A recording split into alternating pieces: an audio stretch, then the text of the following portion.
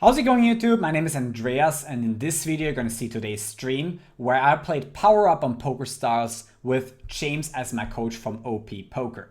I did barely know anything about this game, but I thought it would be interesting for you guys to see when I pick up a new game and how that would look like. This is also one of the reasons why I think it's going to be worth watching this stream for you guys, because maybe you have a new game that you pick up and you feel uncomfortable playing a new game and it just feels weird. So now maybe you gain confidence seeing that, me as a poker pro, I'm picking up a new game and at the beginning I'm very clueless.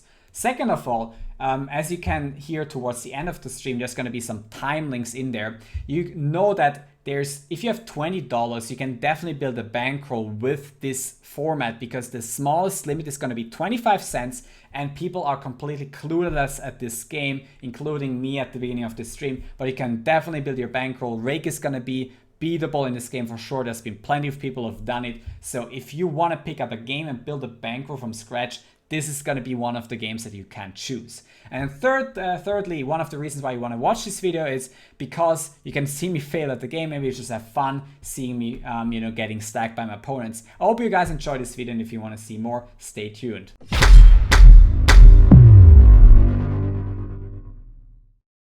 We're ready to go. Yeah, by the way, if you want to just say more about OP Poker, I want to welcome you. Thanks a lot for being on the stream here, and feel free to advertise what you're doing. Talk a little bit about Power Up before we start into the first game. Before I forget. Oh no, I think we should jump in first. Jump into the game. Okay, yeah. Let's do this. Okay, cool. If people enjoy it, then I can tell them afterwards. But if they hate it, they don't want to plug first. So I'm just playing a $1 game, I guess, or something. All right. Sure. Like that. Whatever you feel. That's not too fishy. I like it. Okay, the dollar is probably gonna be fine. I don't want to play play money because I feel like then I might see like wrong assumptions and things. So this is the game. So we're on the small blind. Yep. The first guy that you're playing on the top right is a World of Warcraft streamer. He's quite a large streamer. That's quite hilarious that you're playing against him. I can find the link for you if you want. Mm-hmm. So I'm just gonna raise it, I guess, when cycled. Oh no, this is not when cycled. Wait, but it's obviously ace 10. But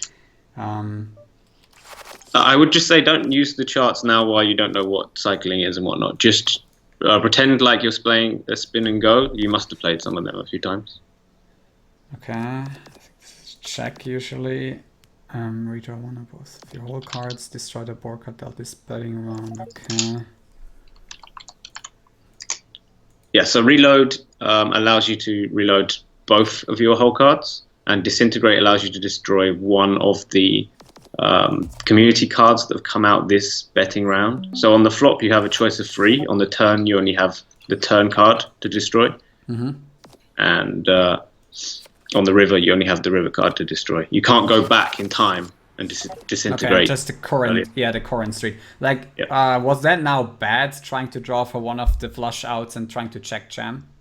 Okay, so in instances where you've got powers like that, I think you would much prefer to try and get to as close to the river as possible. So then you normally have more combinations of which to hit.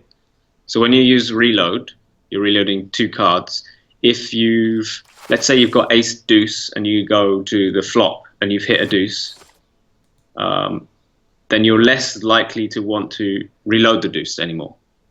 So by the time you've seen all 5 community cards, your reload power is a lot stronger, has a lot more outs to hit than if you did it on the pre-flop or the flop. Mm-hmm. And also the size that guy bet was not really enough, in my view, to waste the points. The pot was still small. Yeah. Okay, sure. So generally, you kind of want to get to basically the showdown as often as cheaply as possible before you use the powers, because then that is where they're most useful. But on the opposite side, on the flip side, if you've got a power disadvantage, so if you've got a lot less powers and power points than the opponent, you want to force them to have to use their powers while they're less useful. So pre-flop, you would be much more aggressive, and on the flop, you would be much more aggressive. So then they have less outs to hit with what they're looking for. Okay. Yeah. So you want to basically like in any other game like Hearthstone, you just want to sometimes pull their cards or pull their powers, right? It's like a similar principle. Okay. Yeah. And if you're at the disadvantage, then you don't want them to maximize the value of their powers. And nearly all of the powers have their maximal value by the river. So just example, again, reload. If you wait to the river, you're able to hit 5 different extra types of pairs than pre-flop. Do you understand that? So if you reloaded both cards, you got an extra 15 outs generally. Okay. So going back to the example, if on Queen 9-3 I have the Ace of Diamonds against half-pots, I see bet, I would usually check call, but because of the powers in play and my positional disadvantage, do I want to check fold? No, I would be calling there specifically because you have a nut draw. Yeah. If a diamond comes out, or if basically when you are drawing to the nuts in this game, you want to get to the river before you try and get the outcome of your hand. Like you have the opportunity to use powers nearly all the time, as long as someone doesn't use the power EMP, which denies you the opportunity. So while they're keeping it cheap, as long as they're not betting 2 times the pot, then you can get to the river where you might have more outs to hit. Also, you don't really want to waste it while the pot's still small. So I would call in that spot. Okay. Okay, I mean, there's like tons of questions in my head that I would have for turn and rivers, and I realize like it's very complex.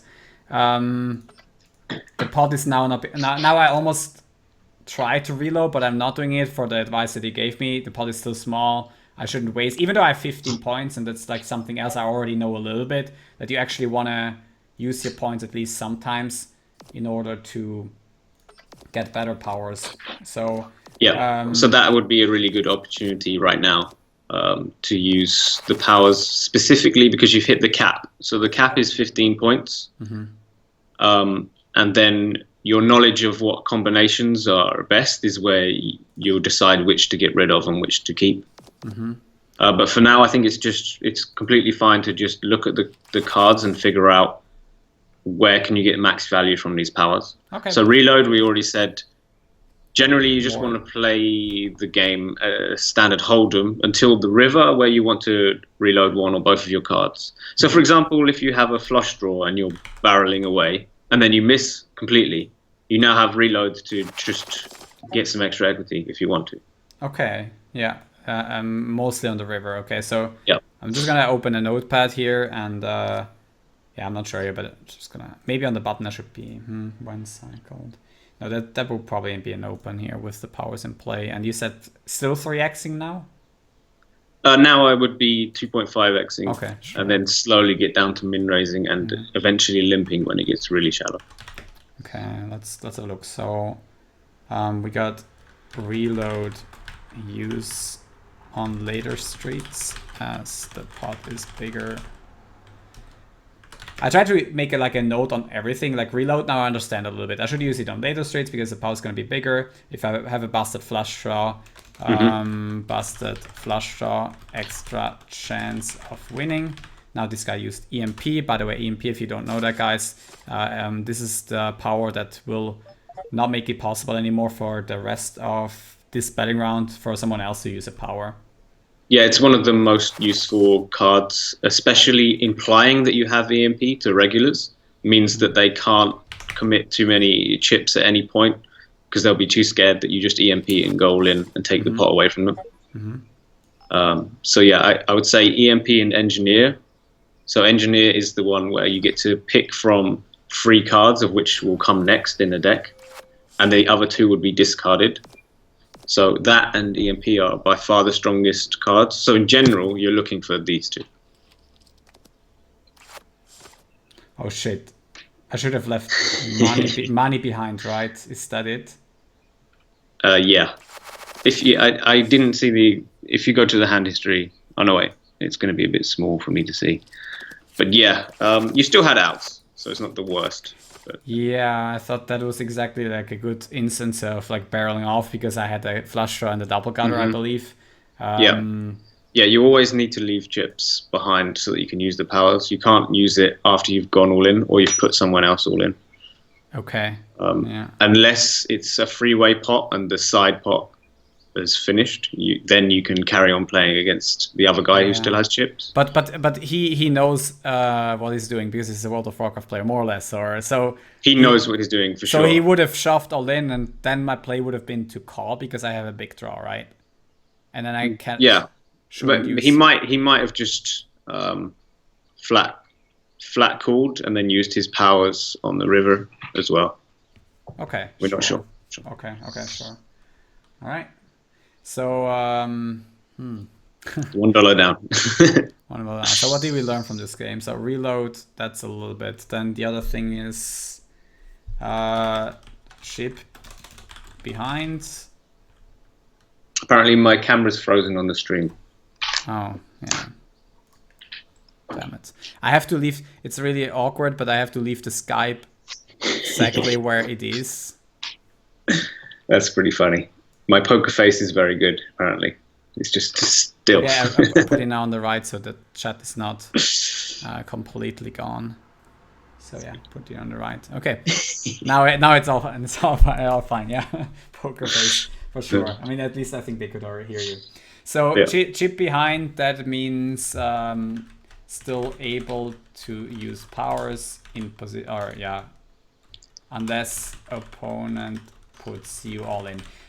Would that also mean for like that draw we should have checked back the turn with SPR1? So we have SPR1, which is stacked upon. Yeah, you use the same turn. Basically, right? You have very small amount of fold equity when the stacked pot ratios get that to that size. So yeah, I think generally you don't want to be barreling off. You just kind of want to hope to hit and then use the reload. You've lost the most of your fold equity by that point. The people are too committed to the pot. They're going to use powers and they're going to hit something. Okay, sure. So that was a check behind in that instance. Yeah, so I'm seeing the hand right now with delay. Yeah, after the delay, let's have a look at it. That's always interesting. Yeah, so we got the half pot, which is great because you got the flush draw. Then you pick up a gut shot as well. But with the jam, it's never going to be that terrible because of all the outs you've got. But I think you have a lot less fold equity than in a general game. Once there's this many chips in the pot, they're going to want to stack off and use the powers to improve their hand. And they're much more likely to get something of showdown value that they'll want to stack off with. What about his defense strategy? Was the 9 deuce, I think he just limped in, right?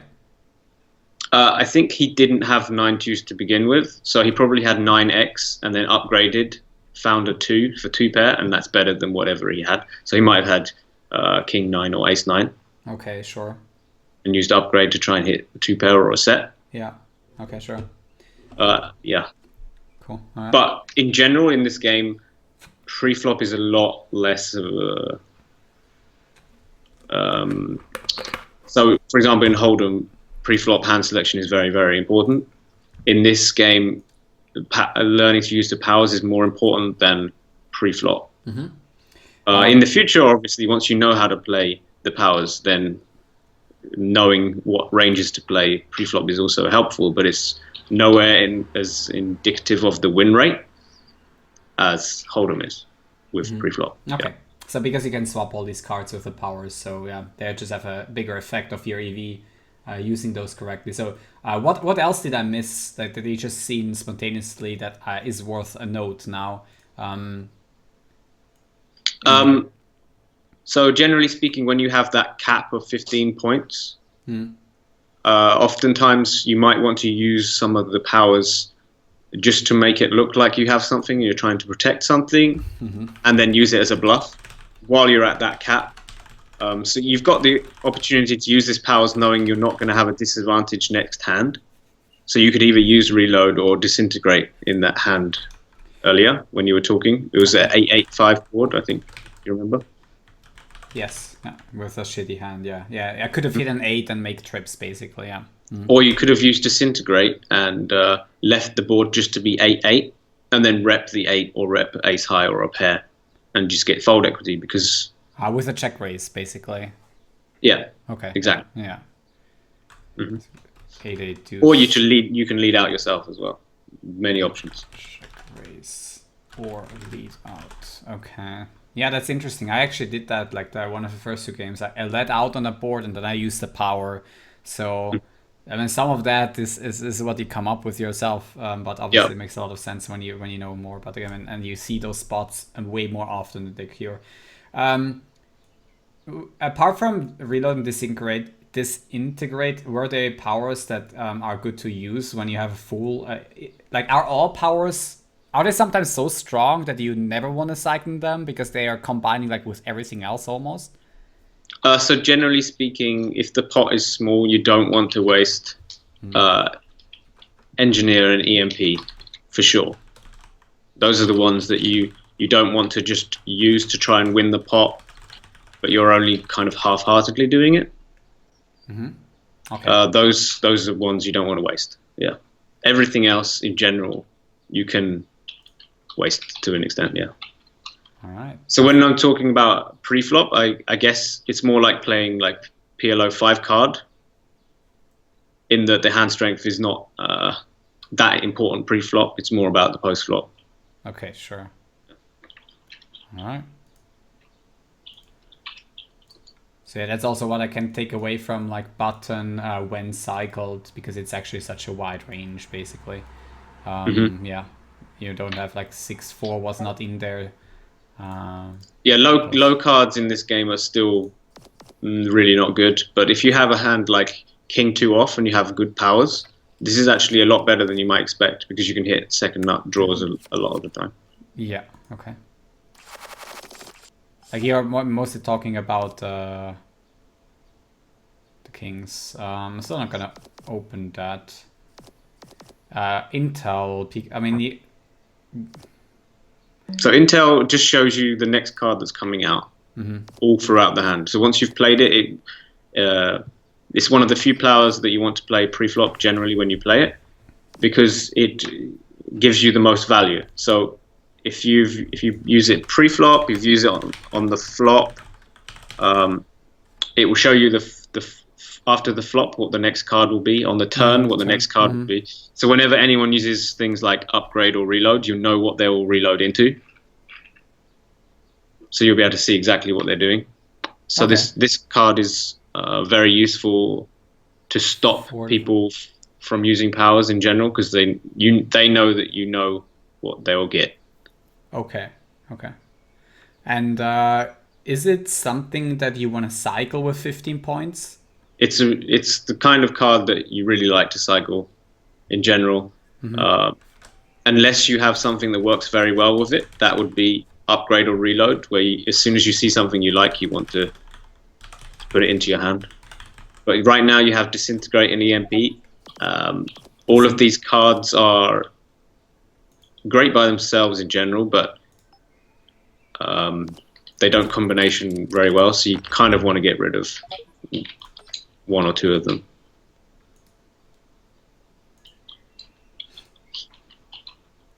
So yeah, now that you've used that power, you may as well pressure them a little bit more. With a bigger sizing. Oh no, the sizing's fine. So now he's used a quite useful power, which is scanner, and you've only put in committed a small amount of chips, and now he's made an even better card for you because now you got a flush draw. Yep. So this is something that you'll see very, very often when playing on the lower limits, is that people are trying to lead for min bets to try and control the pot. Just like any other new game, people love to be loose and passive, and they just want to see showdowns because they don't really understand what's going on. So it's going to be very hard, and in general, the fish are very sticky, even though they shouldn't be. So there's very often times you can just get the nuts and get them in with 0% equity to win. So in this spot, you just bluff the guy and you get called. I would say in general, you're not going to get enough folds to do that unless you know they're a regular player. Yeah, and I have like, no other option. Yeah, you have no hand improvers in it. Yeah, I disintegrate is just destroying the card. It's not doing Mm-hmm. much at all, and these mostly has Jack X or King X, and I just miss. Yeah. Disintegrate and EMP are generally, you either want to have one or the other, not both. They are both useful by themselves, especially when people like to do things like all but one chip. They're really useful because then you can stop them from finding outs when they use their powers. So let's say someone's gone all in but one chip on the flop, and you've got middle pair, you can just get rid of the top pair. Or you've got top pair, you can get rid of any connected suited card on the flop. Okay, I didn't get that last part. I was just now looking what happened. Yeah, you were just clicking buttons, I saw. Yeah, I was... That's okay. Yeah. So it's kind of hard. All right. Very tough to multitask. But I took a note on the disintegrate MP that it's not a good combo, so you want to have either or. And then I was basically like asking myself whether I should use scanner before I click the raise, or like what's the... Oh, that's a good. Sorry, I'm trying to read the chat. Yeah, Busted flush draw in note 1 is not quite right. If you have a flush draw, reload can't help. What I was saying is that you bet the flop, you bet the turn, you get to the river and you've missed, then you use reload. Did you get that? Yeah, the reload. Yeah, you can. You're using it. Your opponent checks to use reload, and then you have an option to still shove if you improve. Yeah. Yeah. Even though you've missed by the river. Oh yeah, I'm just gonna use MP and shove, I guess, because he could use. I don't know. Yeah, reload or something, because the pot is already very big, and. Yeah, and disintegrating the 2 of spades isn't that useful. You're getting rid of the spade draw, but that's about it. Yeah, and yeah. So yeah, that's the most useful card to use in that spot. Would you have bet not all in, so that in case the spade hits the river, I get to disintegrate that? No, because EMP just Yeah. stopped him from doing that. Occasionally he'll have a flush draw, but that would just be really bad luck. Most of the time they're going to call like the queen X's, maybe even worse than a queen on these limits. So you're still getting a lot of value from your hand. Okay. So yeah, both of these people I don't know. Generally speaking, if you're playing the $1 games, you should, once you know generally what you're doing, it should be very easy ride. Because everyone is very loose and very passive. So just basically whenever you hit something, you bump up the pot huge, and they will call too wide.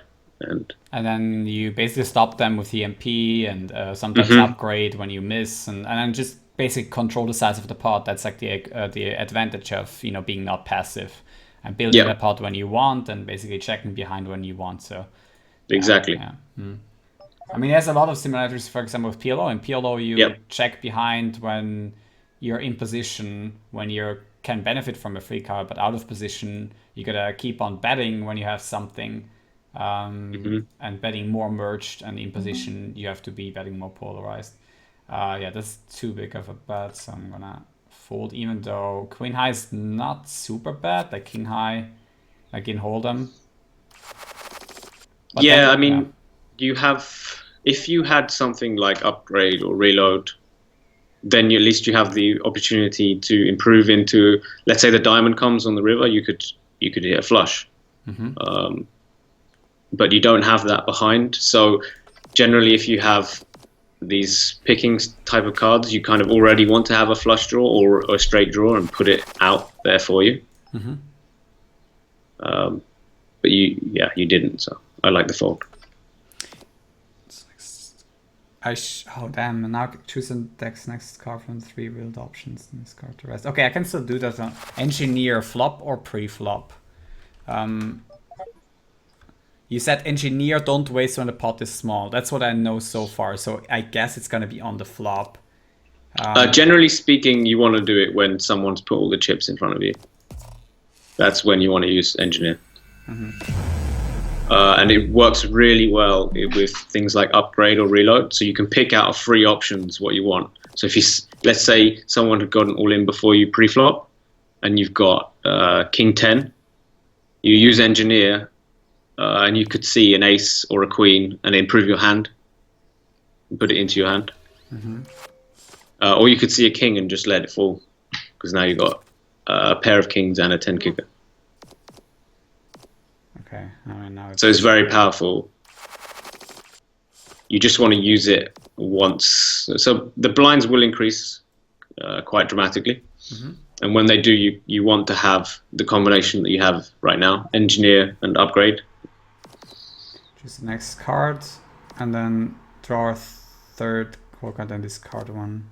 So with engineer, you'd be able to pick from 3 options what you want to put in your hand or leave out, and you have that option by yourself because of upgrade.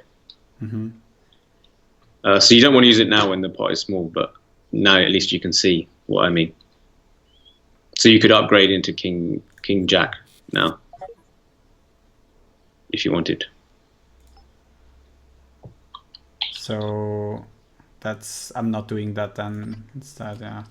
Because the pot is still too small, okay. Yeah, I mean, in general, you don't want to use it until someone has really put you to a decision for all of your chips. That's how strong it is. Hey, Tom Brady wears Ugg boots. How's it going? He's got the face palms out.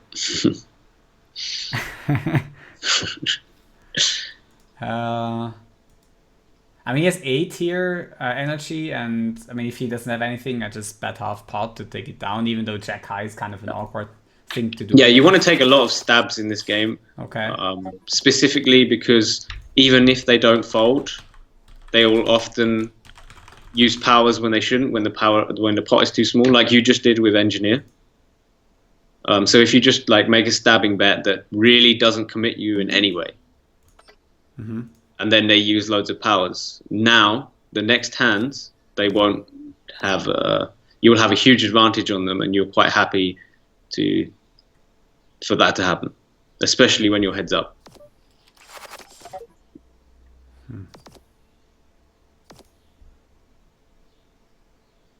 Okay, so yeah, another thing I should say is pocket pairs are a lot worse value than in normal hold'em. Otherwise, okay. Especially deuces through to like 8s or 9s, because there are so many ways to make your hand by the river have at least top pair.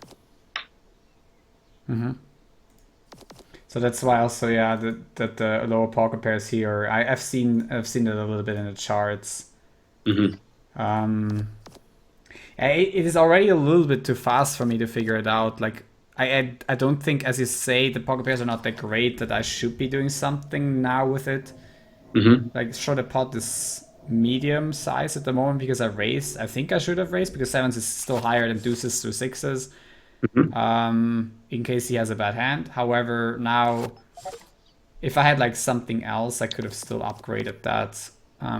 For example, I could have tested with Queen Jack, Queen 10 Jack, and then on the river try to upgrade into an ace or king hand. I think that's whereas the best thing you can get now is ace 7, which isn't all that great, and it could actually be losing, and it can still win. Yeah, you still have showdown mode. Yeah, it's quite tough to play. Honestly, it's not so easy.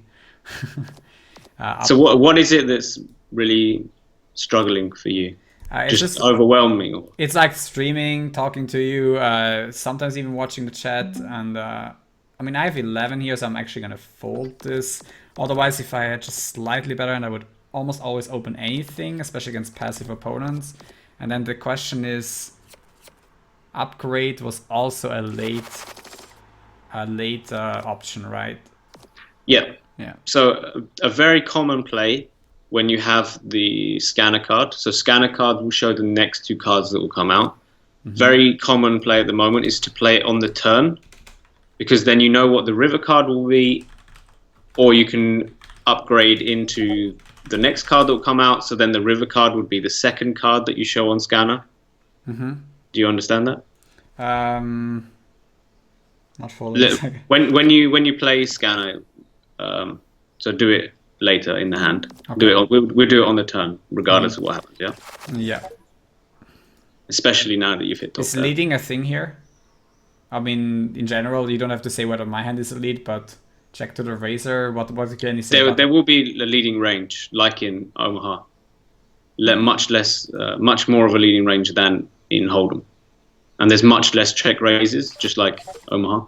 Okay, I guess on this board, however, it wouldn't be the case.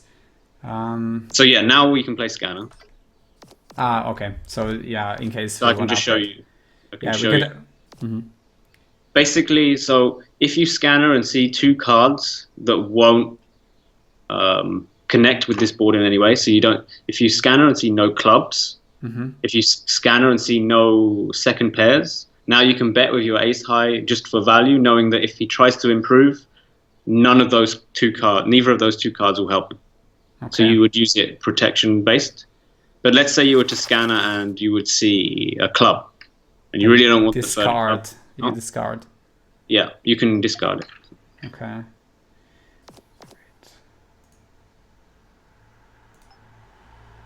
Okay, so OP Poker, Nick here. James, can you please explain to Andreas about post-flop bet sizing and why, and tell him the most powerful combinations and why? So, post-flop bet sizing, as I said, is generally either stabby or very committing. So you either want to try and goad someone out, or to use all their powers when they shouldn't, or you are just committed to the pot and you know it now. So you got to bet quite large and but not all in, so that you can use your powers. Not all in, use powers. Okay. And then once you have no powers left, or once you have a huge point disadvantage, or once you've just got the nuts, it's better to just go all in directly. So yeah. And the reason for that is...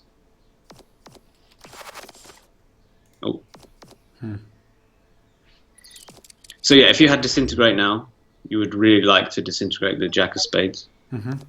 Because that changes a lot of things, because it will make me top pair. Clone. So he used Intel, so you can use Clone to take Intel into your hand if you want to. So he knows what the next card is coming a lot of the time. So let's say he had most likely thing is he has one spade behind. So if he sees a spade coming out, he can upgrade into it, and now he would have a flush. Yeah. Yeah, I think also, is it worth in general upgrading here? No, I would say in general, like, if you haven't got a spade, just leave the pot. Yeah. Next to, yeah. But now there's 4 spades out there. It's very useful to use cards like Scanner to see if it will come out by the river. Let's say you see the ace of spades. There is a way that you can get it into your hand by the river. So you see the queen of spades, which is probably good enough. So, yeah, I can upgrade, right? So you would keep what you see. Yeah. Then call, and then you're just basically hoping that this guy doesn't take the queen of spades. From what I've seen, he did. Yeah. Because this is the 3 is going to come, and the second card you can basically upgrade. Yeah. So now he did it. Now he knows. Okay. Yeah. But because he bet so small, you have to take that risk. Now I upgrade, trying to get a boat. I mean,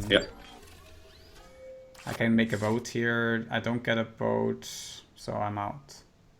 Yeah, and I would use the clone now while you can. The clone? Yeah, just so that you have a useful power next turn. Okay. So next turn you have upgrade. Alright.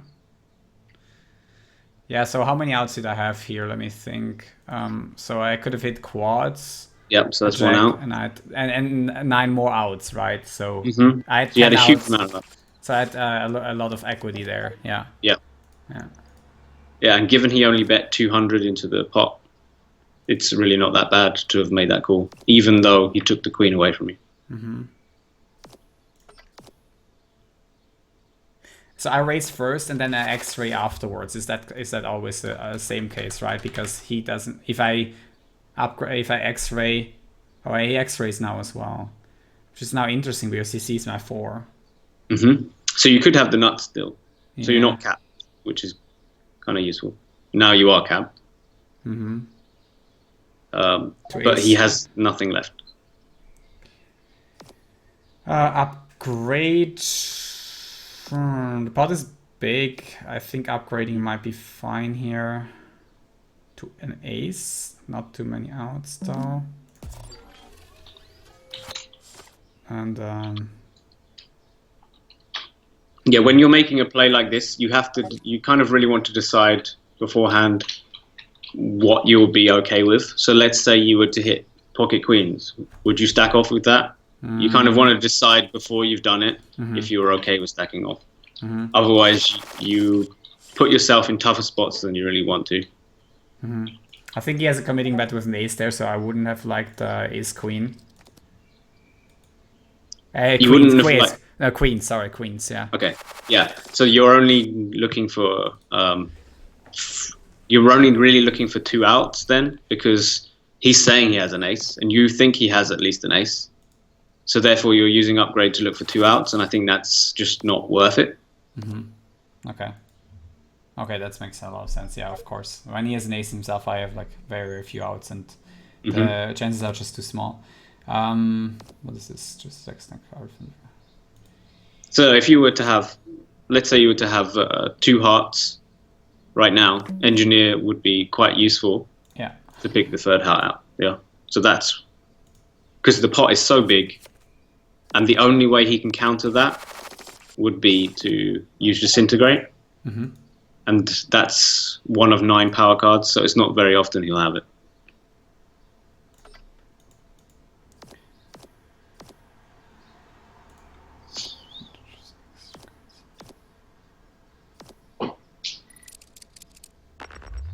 So he will see the top card, which...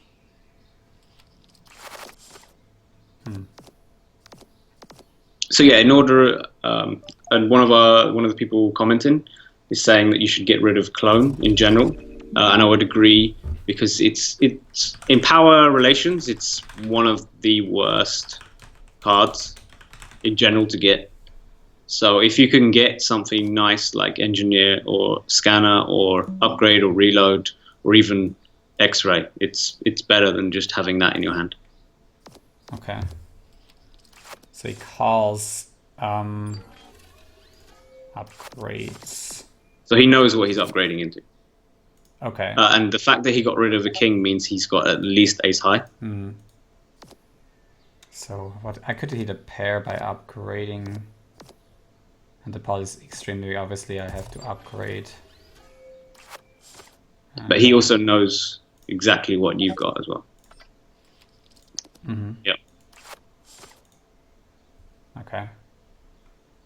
So once he's got rid of the king, you can generally guess that he's more likely to have 2 pair, because unless he's got specifically ace king, which probably would have raised pre-flop, why would he get rid of the king rather than another lower card that hasn't hit there?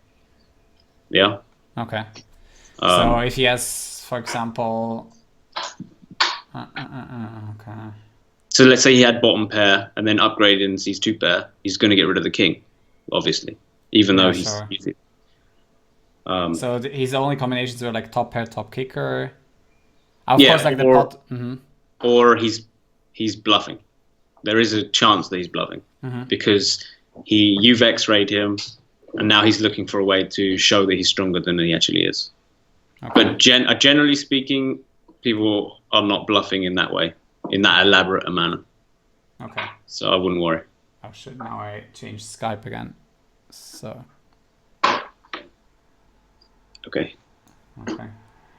All right, what can we take away from this game? Like, this is what I got so far. Now I got, okay, get rid of clone in general. It's potentially one of the weaker combos, or it doesn't enable a lot of good combinations. Yeah. Either we're stabbing or committing. Scanner more after the turn. In combination with upgrade, right? In combination with upgrade or reload is really brings an extra power benefit to it. But you can use it just by itself. Let's say you've hit something decent and you want to make sure that the next two cards do not connect in any way that you don't want. So you don't want the flush to come out, or you don't want the board to pair. So you can check for that to protect in the future by itself. So that would be the power used by itself. So that is to avoid connecting or counterfeiting specifically, for example. Yeah. Okay. Or you want it to connect sometimes. So if you're in position, using scanner is useful in two ways, because you can check if you want the flush to come out, you can check back. If you don't want the flush to come out, you can get rid of it and then bet. Or if you see that nothing comes that you're scared of and you already have a hand, then you can bet into them, knowing that they will have to use a lot of powers to find something good. So they would have to use scanner themselves and then get rid of it, and then they would have to use upgrade, which is a lot of points. All right. Just to hit something. Okay. All right. Let's try another one and just get used to the powers, I guess. Third time lucky, yeah. By the way, that is... Why is Miku playing this right now? Do you know this? Yeah, I mean, these are the same names. Like, let me just check my Twitter because... Okay. Did I post it on Twitter? You got stream snipers. Is that what it is? No. Oh no, okay, he's just called Smiku. Not the other guy yesterday had numbers. Okay. Because the thing is, yesterday I was actually out on the scoop final table, and my opponent with 4 left was called Smiku, as you can see here, 080. Okay. So that's why I had still that name. It's like, why is this guy called that way? Is it just trolling me now? Taking Congrats, away... by the way. Yeah, on the score. Thanks, six side brag. Hello. Yeah, I guess. Oh, that's fucked up.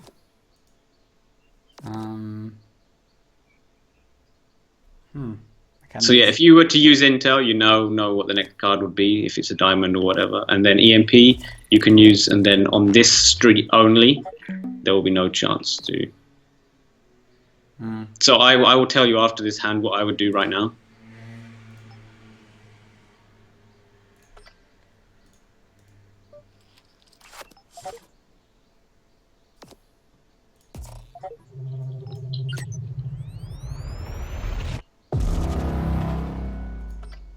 So are you doing this as for value or as a bluff? A bluff. Yeah. Okay, so you're trying to get really low diamonds to fold then. Yeah, but I mean, I don't know what they're calling with, but I mean, it's just like the line I'm taking just shouts like I have the king of diamonds. And I guess like these people would just fold way too much. So I would say that they're never folding if they have a diamond. Okay. Okay. they're really showdown bound in this game. Okay. They should be a lot less showdown bound compared to Hold'em, but they're still seeing it as Hold'em. And if they've hit top pair, then they go with it, sort of thing. I don't have a... Oh my god, what the hell? Okay, so you're using this to find the spade, right? Yes. The problem is that you're out of position. So if you did find the spade and then you bet, the opponent is clearly going to take the spade away because you clearly want it. Luckily, you didn't find it, so it's all good. Okay, so how can you take it away? Like with what? How is it clear that he has the powers? So he's got 12 power points. All he needs is either scanner to get rid of it, engineer to change to a new one, upgrade to put it into his hand and then get rid of it if he wanted to. Reload, he can reload into it. There are lots and lots of ways that he can get that spade to go away. So you only want to do that when you're in position, or when he's bet into you and brought the position back to you. So let's say he c-bets on the flop. No, sorry, he didn't c-bet. But let's say he was to bet on the flop. Now you have the opportunity to engineer, find the spade, call, let it fall down, and now you can bet into him. Okay, so only out of position. Last to act. You should use what was it in Intel? Engineer you used. Oh, engineer. Oops. Yeah. Okay. So again, take a note here. 12 engineer. Only use in position or last to act. Otherwise, they'll steal it from you. Ways that opponents can steal your cards. That is A, he can upgrade. B, he can... Wait a second. I have no powers here, so I should... Be very, very tight. Yeah, I should open much less and only with quality hands. So he can upgrade, he can... He can scanner himself, right? That was your second way? Yep. So he can reload, he can engineer. Or reload. So upgrade is third card. Wait, I have to just think about reload and upgrade again. Mm-hmm. Upgrade is you get a third card, you discard one. Reload is reload. You draw. It's like drawing cards. So if you don't like either of them, you reload both. You don't get the choice that you do with upgrade, whether to keep the two cards you've got or to get rid of one of them. Mm-hmm. So they have both advantages and disadvantages. Yep. Yeah, exactly. Yep. Upgrade card 1. It's a scanner. So you can either upgrade to the scanner card, you can scanner, and then...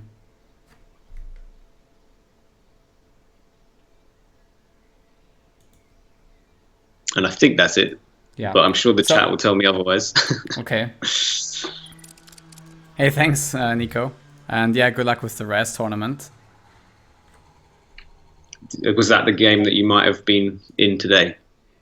I might have been into but like because I played the final table yesterday, I didn't eventually play the rest. It's just too much in the end. So he raises.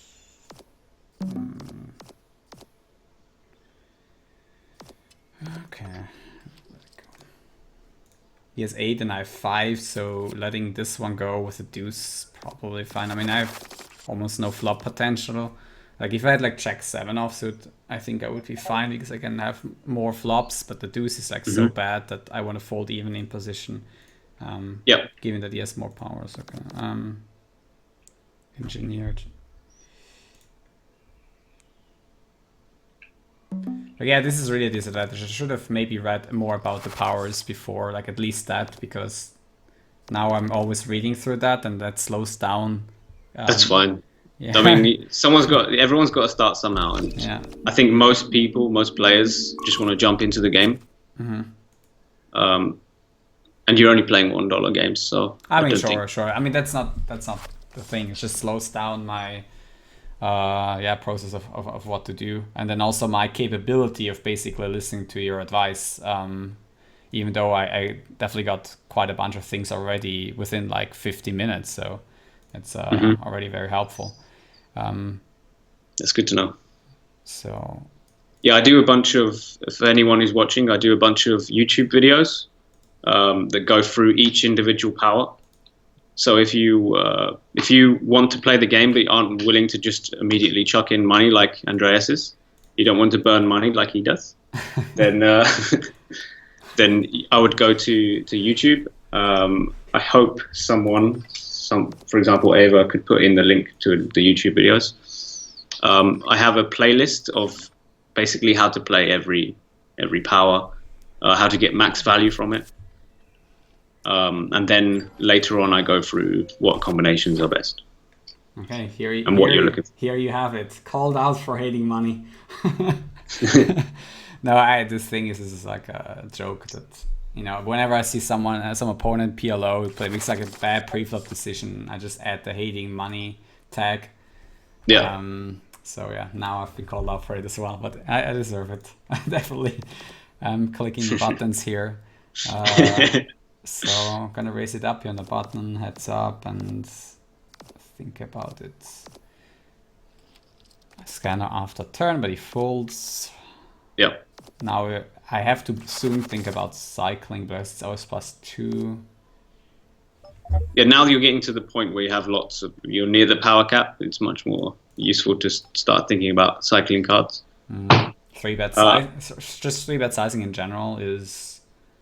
Either you want to do click back or all but one chip, either or. You don't really like this kind of sizings. Commit yourself no matter what they do, for example. Whereas a click back doesn't. Okay. You're just building the pot. Yeah. And all but one chip does the same thing as this, so it's not the worst thing to do. Yeah. But it doesn't give you any extra advantage. Okay, so you upgraded and called.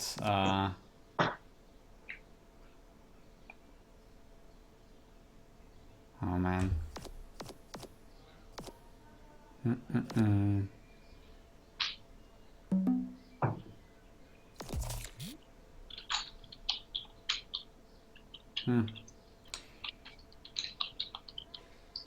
So do you see what you've done wrong yet? I should have bet first, or. So now, because you're out of position and he hasn't been betting, now he can take it away if he has that ability. Okay, so he either doesn't have that ability or he doesn't care, either way. But you're never going away from this hand. So. Yeah, so now I'm just jamming, I guess. Well, so what I would have done is scanner to make sure that if he does upgrade, there's no way that he can beat you. There's no way he can get 2-pair. There's no way he can get a flush, etc. Okay, so next 2 cards, you made it choose to discard them. Ah, okay, okay, got it. And you see why you're just trying to protect what you already have. Yeah. Okay. So OP Poker earlier asked me to explain locking boards. I don't know if you saw earlier. So if you look back right now on the screen from 3 minutes ago, you can see like this glowing red stuff on the board. Do you see that? Glowing red stuff. On your screen, from a stream 3 minutes ago. Second. Where is it? Yeah. What is it? What okay, about good. It? So that occurs when someone has gone all in, and it means that you can't destroy the board. You can't alter the board. Okay. So you have to be aware that disintegrate, you can't use it once someone has gone all in. So it's slightly less powerful than you might expect. I think when the game first came out, you could disintegrate, but they decided to get rid of that idea. Because it really sucks if you go all in with top pair and then someone gets rid of it. Oh man, here it's also like, how much semi-bluffing equity do I need here to EMP and then just jam? Is it a good play? Is it always bad? Does he always have a 10 there? Like, okay, he leads the flop small and now basically... He saw that you had the 4 of clubs, yeah? And that did not connect with the board in any way. No. So he's a lot less likely to believe your bluff. Because you are... So the board was Queen, King, Jack 9 or something like that, right? So you're saying you have 10-4. So you've got a lot less conversation, sorry. Mostly what I should peel with is 10x and ace-x and top pairs, second pairs, right? Exactly. Okay. And then use powers to try and... To switch those hands that I have, okay. Yeah. We got Pokerstars people in the chat. Pokerstars Strag. How you doing? So... who is he exactly? I think Pokerstars Strag is one of the developers for the game, or if not, then he's definitely something to do with the game. Okay. So I feel like it's such a weird feeling to be already like completely clueless. Check out texture, heads up. I have queen high. Pretty much one of the worst boards besides low connector boards. in general, if I played this, I think there's just no way, and I just need to take the next hand. And yeah, I can't win them all. So in that spot, if you had something like upgrade or reload, you have tons of backdoor draws because you had the backdoor. You had a backdoor straight draw basically. You had the spades. You had the hearts if it came out heart. So there's so many ways that a hand like that just seems awful is now good in a game like this. But in this case, you didn't have upgrade or reload, so it was quite bad. These sectors like 10-10-5, was that a good idea now, that the decision? Is that fine? Or like you say stabbing a lot, and I basically hit a texture that's unlikely going to be hit. Now he redraws and... Well, your bet size is a lot less of a stab and more like a value bet, because half pot bet size when you're like 10 big blinds deep is a lot bigger than if you are. So he's saying he has higher than a pair of tens, correct? And you cannot disintegrate because of the free red things. Because he already shoved all in. Yeah, all right. I mean, it's fair enough. He just defended before the flop. So you, for example, you could, I'm not saying you should, scanner and see if you can hit a king or a 5. And then you've got 2 pair. Okay. Why do you think... I mean, what I don't get here, how does he have a better hand than a pair of tens there? Well, that's what he's saying to you. That's what he's saying. You have to decide yourself whether he's bluffing or not. I guess EMP? No. He's already gone in, yeah, so he can't use power. So I just call. Yeah. Ouch. All right. That's what you get when you have Pokerstars in the chat. They just they put the doom switch on for the lulz. Okay. Yeah, just 0 out of 3. Okay, we gotta win one here. So what I understand is like a 10-10-5. So like to my understanding is like how I would read the recreation is he's just got a flush draw and he just wants to have more equity against a 10 or something. Is that wrong? That makes a lot of sense because he did not get rid of the 10 of clubs. Yeah. But what he was trying to say was that he had higher than a pair of tens. So you have to decide in your head, okay, is he doing that or is he not? So in my opinion on that $1 game, he's not. He's probably got a flush draw. And therefore you would scanner to make sure that no clubs come out and then call the bet if you don't see the clubs. Okay. And let them fall out. Yeah, actually, you made me now fall because it's like he's saying that he has. I'm like, I was like, okay, what is he doing there with like flush draw or why is he considering that? And then he said he's saying that he has a higher pair than I was like, huh? Do people just call with jacks here before the flop or how's that? That is very possible in this game. There's a lot more passive play. They shouldn't be that passive, but they can be. All right. So let's see what's up in chat. So now no one can like accuse me of ghosting you because I'm doing the opposite. Yeah, I'm telling you the opposite. Actually scared me away with that. Like, I got a pair here on 10-10-5 and he doesn't like the 10. Maybe, you can also back level and do a check raise with ace 10 there. Couldn't you do that? Yeah, like, most definitely. Yeah, if he's like some advanced dude, he can just check raise all in with ace 10, designate the 10, and then make me call with a 5. Like that's because he's really repping the fact that he's got a flush draw again. So you can look at it so many different ways. There's so much leveling going on in this game. All right, and obviously no one can get anywhere near GTO because of the huge variation. So it's much more about the meta and leveling people. We actually got the same player here again, Sneaker from Poland. So it's very likely that he's going to be some sort of reg. There are lots of regs on this game. I wouldn't say all of them are very good. Do people's numbers get cut off because this dude here, No, you have the numbers. What is Sneaku? What is? Isn't that a? Oh, what is this flag? Isn't that Poland? I haven't done some geography for a while. So yeah, Poker's talking about the flush draw. Obviously, he has a flush draw. It's quite funny. So yeah, that would be Nick, who's normally our streamer. He's normally doing the streaming, and I'm doing the YouTube stuff. So yeah, if you want to see our streamer, OP Poker, check him out. If you just click on his username, you'll find his. Yeah, we can throw it. If you wanna watch him, I think the caster will do. So you can directly click on the stream link there. Doom switch. Okay, I think great. Queen Scanner.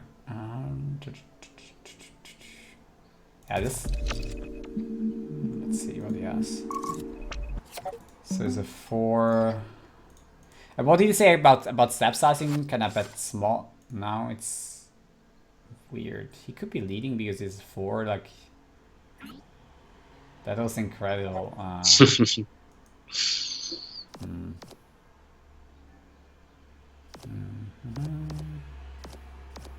So he led into you on the flop. Is that what you're saying? No, I check called.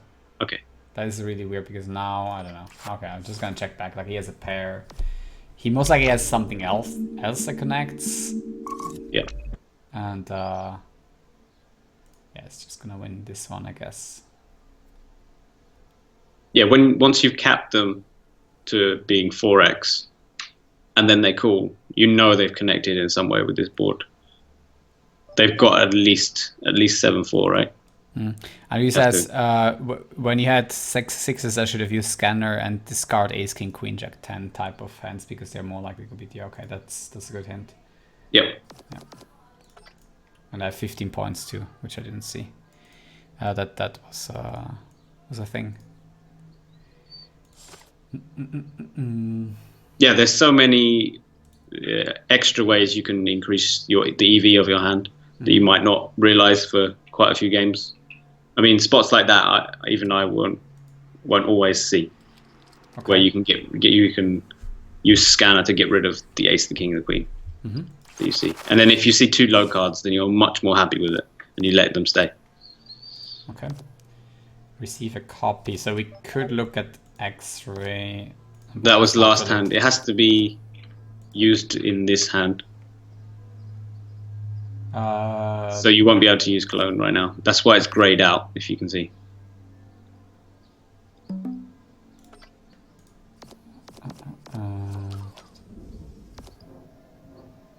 I mean, maybe this is even a fold because of the powers. I would say, don't worry, you're doing great.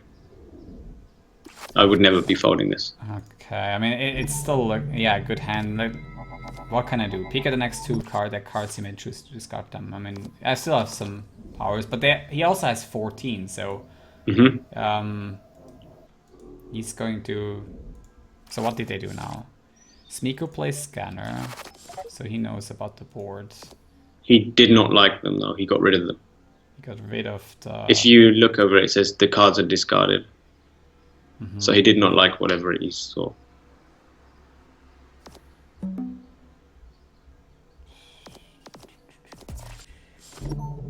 So I got 2 scanners now. Not so bad. I can still play them when they bet, right? Yeah, basically you really want them to bet so that then you can dictate what comes out before they get rid of it. So now, when it comes to you, you're last to act, so you can see if a king or a queen would come out if you wanted to.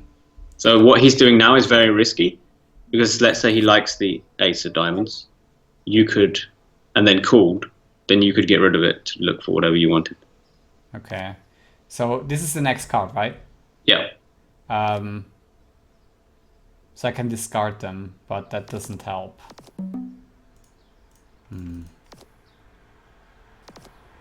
It does not really help. You get next 2 credit cards. Yeah, even if it is card, then I don't know the cards, so yeah. Yeah, because that card really, you're not sure if it helps or not, and it's already eating up some of your outs. Were you calling on a king or a queen always? For pot size there? Yeah, against an unknown player, I would. Probably, okay. There are some players who are really quite nitty and they're not doing it unless they've got at least 2 pair. But you kind of have to know them before you can make that assumption.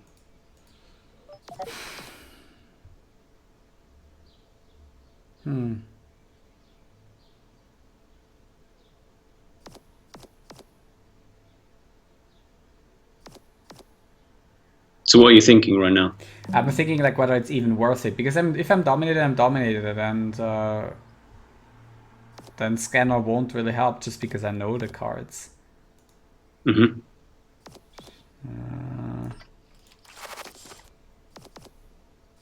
And they also, I mean, at least Vasil cold calls with probably a good range, and he will have 11 points, which he can use and Do what he's doing right now. yeah. So he's using Intel, takes top card. He has ace queen against ace queen, yeah. So I'm basically fucked with my e6. And he upgraded as well to whatever he's upgraded to. Could be either or, I guess. Yep. I assume he had an ace and upgraded to a queen, or was it the other way around? You don't know, and I don't think Yeah. there's a way in the hand history to see that. But if he did have a queen, he's probably got a good queen, considering there was a free bet in front of him.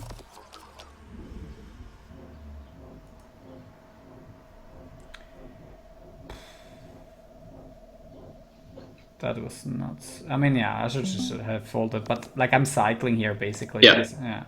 So what you're doing here is trying to get rid of it so that you can get something that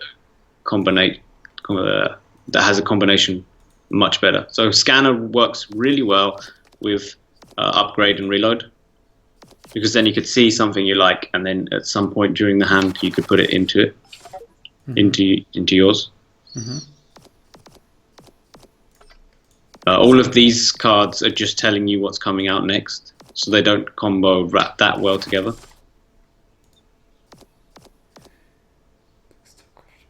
But they can be used quite nicely for protection.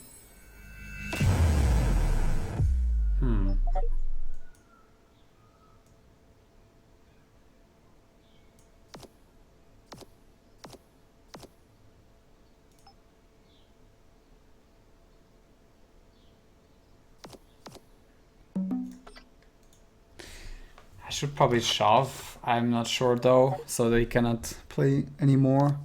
I'll tell you after the hand what I would have done, and then I think scanner now. I can discard them if I don't like them.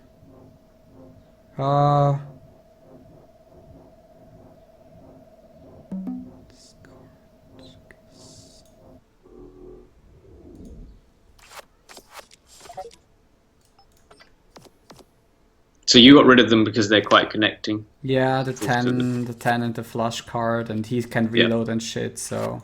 Yeah. So I like that a lot. Yeah. I personally would have used it directly on the flop, because you got top pair, top kicker, and done this exactly the same thought process.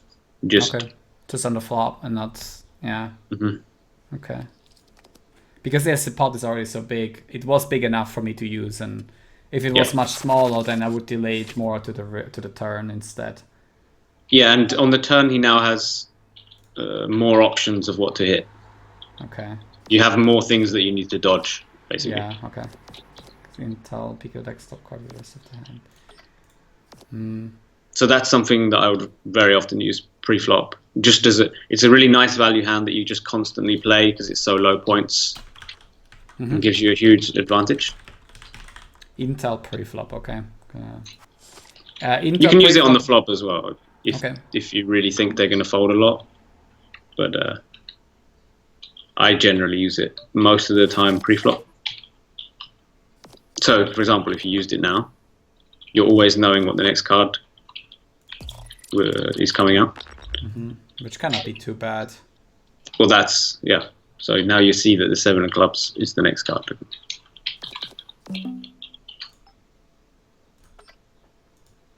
I mean, maybe then I should check. Who knows? But I would say it's fine to bet. He might think that you have a flush. Yeah, but it's like somewhat mergey. Is it then? Okay, out of position, I guess merge betting is not too terrible. Like I don't. Yeah. Yeah, but in position, we probably would be more check, right? Yeah, I mean, You are using intel so that you know if they use upgrade or reload, you know what they've got. You're protecting them. Okay. So right now you have a really great combination. Engineer and reload and intel, they all work really well together. And because you can pick something out and put it into your hand. Also, they had low powers, so I have to raise a lot. Yeah. With any high card, basically, because I can just reload and choose the next cards. Yeah, if they are below 5 points specifically, I would be just raising any two. Because you have such an advantage over them. You can hit a pair so easily. And it's always engineer first, reload second, right? Almost always. I wouldn't say always, but...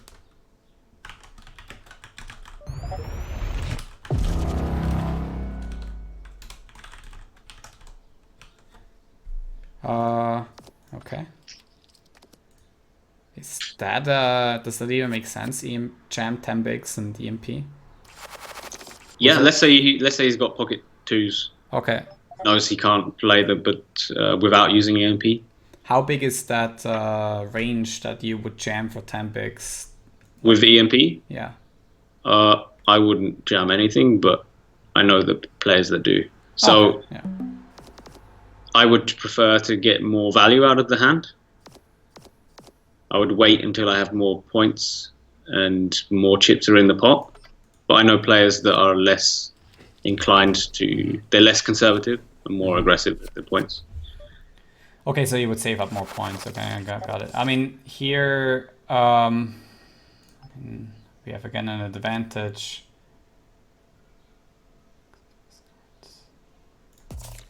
That is probably a mistake later on, right? Rest. Choose the next deck shot and discard the rest. Oh, damn it. Choose one, or could I have chosen two? Just one. Just one, okay. So I like choosing the 6 because even if no one gets rid of it, you're more likely to be able to get a straight draw or whatever compared to a 3. So you have to think more in like stud terms once 3 cards are out pre-flop than in normal hold'em. So you were gonna pick the 3, right? Or you were trying to pick the 6 and the 3? I was gonna pick the 6 because it's close. It's gonna make more straights, and it's still another card. Like the 6 and the 3 are, without knowing the game, probably indifferent. And thinking about it more a little bit, this board exactly doesn't happen with the 3, but it happens with the 6. So it's gonna be a bit better. So if you reload, you know you'll hit the 3 of diamonds. Yeah. Okay, let's... So this is definitely a tough spot. I would say that I would fold because you don't know what the guy behind you is going to do, and this guy could easily have a queen or better. And has 14 powers for the river, or 12. Yeah. King queen hand, use intel and clone it. Yeah, a lot of times when you use intel pre-flop, you have the option to clone after you've used your own powers. So I agree with that as well. But that's more of an advanced topic. Intel clone. So you get the intel back again because it's such a cheap power. Okay. Yeah, you only want to clone it once you've decided that you're not involved in the pot anymore. Because otherwise, if you've cloned something that you can't use in that hand, you've put yourself at a disadvantage for no real reason. You're revealing the information that you have no power behind? Basically, you use intel, and then you use clone, that you've got intel. So for the rest of the hand, they know that one of your powers is completely void, because you've already got intel in play. Exactly, that's what I meant. You get like a power that's 100% going to be dead because you used intel. You're revealing that one of their powers is clone. You're revealing the clone power as well, so you're basically giving away information to your opponent. Okay. Here I'm actually not sure now about the engineer again. Should I have done that, or should I have waited for a better spot to engineer and reload? Like Let's say the blinds were a lot bigger, really big blinds. Let's say they're 400, 800. I really don't mind using engineer, picking out the 6 and just going all in. But because the blinds were lower, I would say just be much more conservative because you have that great combination if you really need it. So you wouldn't have used it at all? No, I just would have made a click raise at this blind. Okay. So I can redraw and upgrade. I have like, and then X-ray. Okay.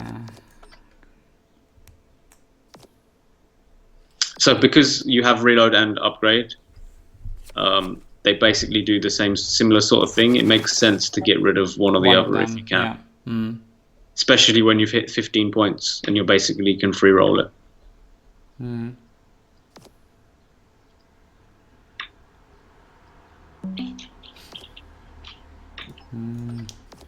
I can still do that later on.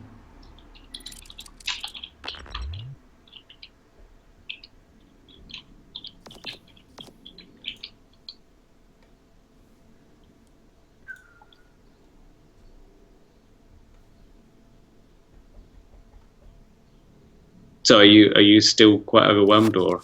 No, okay, it's getting better. Yeah, it's getting a little bit better. Yeah, I mean, but that's good. For a second time, I definitely have to read everything a little bit to understand also the order.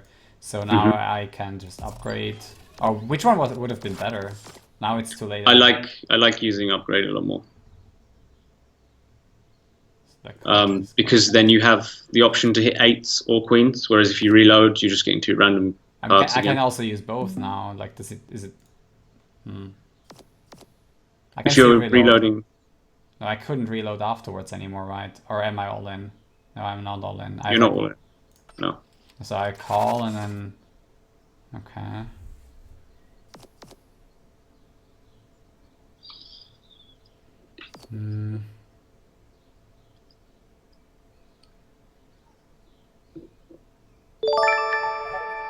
I'm with the host of Eco90. Hey, Eco, thank you very much for the host. Thanks, guys, if you're coming over from Eco90. We're today playing a different game. It's called Power Up. You got a guess over here? James explaining. I'm James. I'm from OP Poker. It's a group of us that are basically a community for Power Up.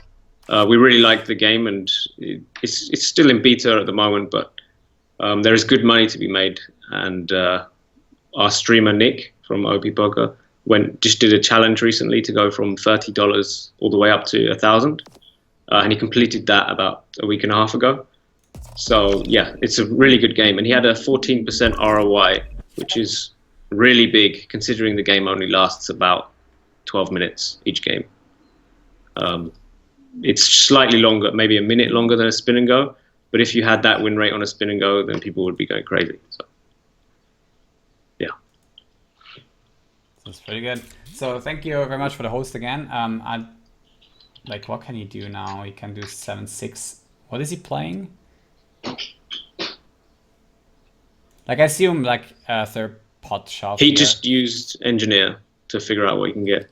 Okay, so oh damn, he got an ace, right? Yep. So unfortunately for you, you picked the wrong one with X-ray, so you flipped badly, but yeah, decision's still okay. Okay, let's do what we can get here. So again, thanks here very much, Eco.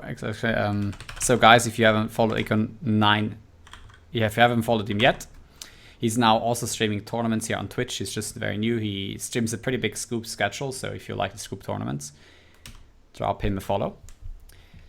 And yeah, welcome guys coming over to the stream here. We like a lot of mixed games here, and try to give this Power Up a chance. And is he a Hold'em streamer, Eco? I think so, yeah. I mean, I'm not sure if he streams also. I've just seen Hold'em tournaments for the most part, but maybe you can say something in the chat. And yeah, if you guys that are just coming to the channel like mixed games and want to get some poker content, I got a YouTube channel that I now producing more and more content on. I try to also make a decent mix between Hold'em, my main form PLO, and then also mixed game content. Now I'm doing some split pot content with, for example, the last video, which is about free rolling. You can learn the mindset when you look at the video in here. There's 15 hands in there.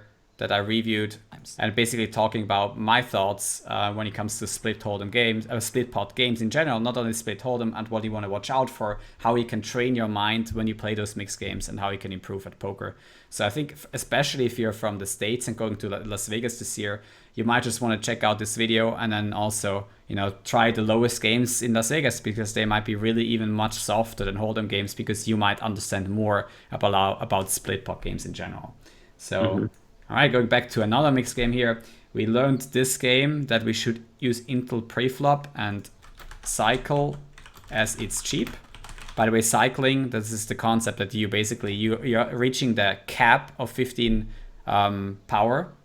And when you have reached that, you cannot get more power. So you have to start playing your cards and try to pick up a great combination. And that's really something that I have to learn now, which combinations work way better with each other than the ones you already have. So you have to basically, like, one thing that I also learned in this game is engineer first and reload second mostly. And then also, because reload and upgrade do the same. So always use one of them to pick up a better combo. So that's, that's if you have both of them in your hand, then you may as well just get rid of one of them. Okay. So we learned something a little bit about cycling in this game. When we have two powers that almost do the same, you want to ditch one of them and get some better combinations. And then one of the great combinations is engineer and reload, because you can basically craft your next card, or you can know about it. Yeah, a lot of people, especially the regulars, their game is to, if they hit the nuts, then they'll try and get some money from it. But generally, they're quite passive until the blinds are high, and all they've been doing is cycling until they have a combination like engineer and reload, so that by the time the blinds are high, they have this huge pressure that they can put on other people, knowing that if they get pushed back, they have the option to pick from free cards and put them in their hand. So they're almost playing against the hold'em player while they are playing 5-card PLO almost. Okay, so do you understand? Yeah. So you basically may take advantage exactly of the high blinds, and then you can always have a reaction in your hands. So that's a great strategy to win in this game. Do you think, that's definitely a tactic a lot of people use. What is like the chances of getting this combo in one game? So there are 9 powers in total, and you start with 2 powers, but the max you can get per hand is 3 powers. So you have a 1 in 3 chance of starting. Sorry, you have a 2 in 7 chance of starting with either engineer or reload. But then you have a 3 in 7 chance if you have engineer, reload, or upgrade. So it's much more likely you'll get the reload or upgrade before you get the engineer. Okay, let me think about this again. Okay. Reload. So it's both combos: engineer, reload, engineer, upgrade, right? Yeah, both of them work fairly similar. Okay. So you need to engineer first, which is a 14% chance. So you get a 14% chance of having eng. And then you get a new power every hand. Every hand if you're cycling. So after, so you get a 2 out of 8 chance, or 25% chance to get combo. Okay, that's very high. I mean, yeah. But a lot of people aren't doing that, and that's where you gain the edge right now. Okay, cool. All right. There are some players that just play very, very much like hold'em, and then occasionally will use 1 or 2 powers, and those are the players that you really make a lot of money off of.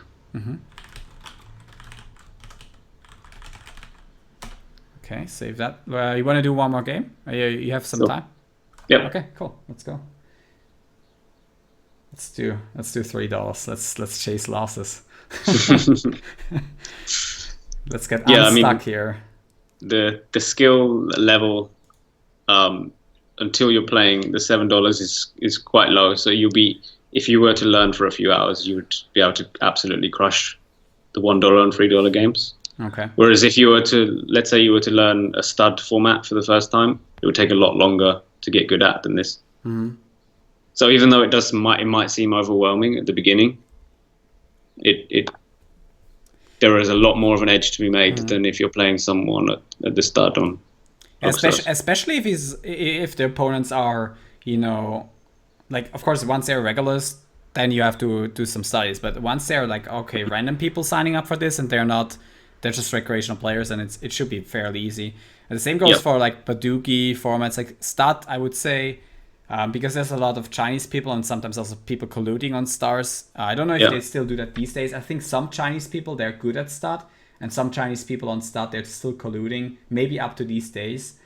So I quit playing Stat cash games for that reason. I played it a little bit because I liked all the mixed game formats, but I stopped playing it basically because they're just colluding too much. So I sometimes play them heads up, but then I found out like some of them are actually pretty good.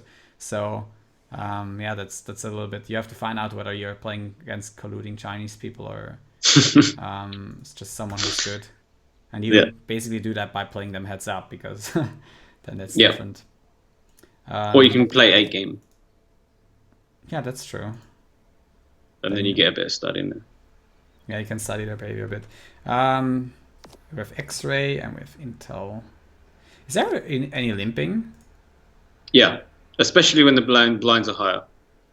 Okay. When the blinds are very, very, very high, there's a weird switch that happens where being out of position is actually better than being in position. But that's only when the stack to pot ratios would get really, really, really low. So he sees my 10.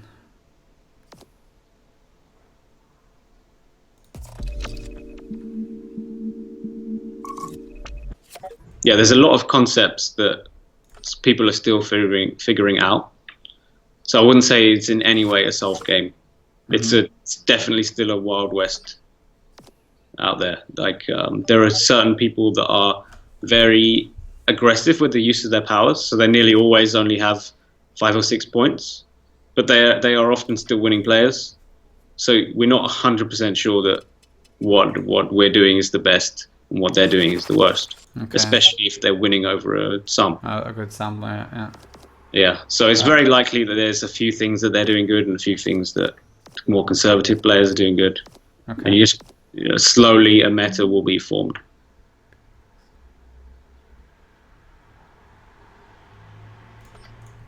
I might be a little bit too tight. I mean, Intel engineer. So we got the engineer. So we do like the engineer upgrade, engineer scan. Okay, so we can do the combo. Now we definitely want to cycle again because we got 3 powers. And we're going to cycle the Intel.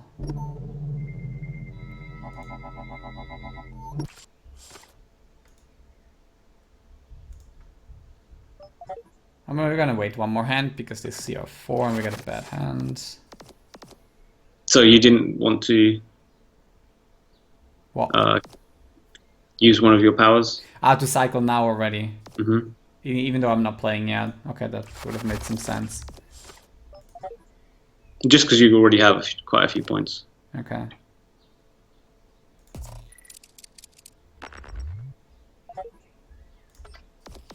But I would say the main skill behind this game would be just planning ahead of streets, knowing before you play a power what it is you're looking for. Because otherwise there are so many players that don't know what they're looking for, play the power, see something they kind of half like, and then spend all their time bank thinking about it, and then you've just got the easiest time tell on what they have. Okay. On the kind of range they have. I would guess like timing tells when you know everything that are quite big. Yeah.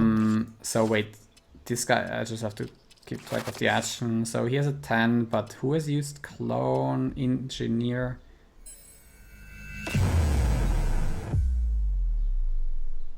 That's 100.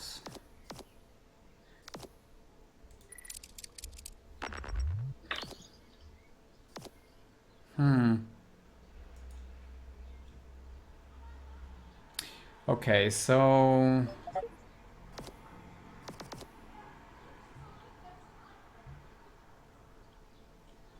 engineer just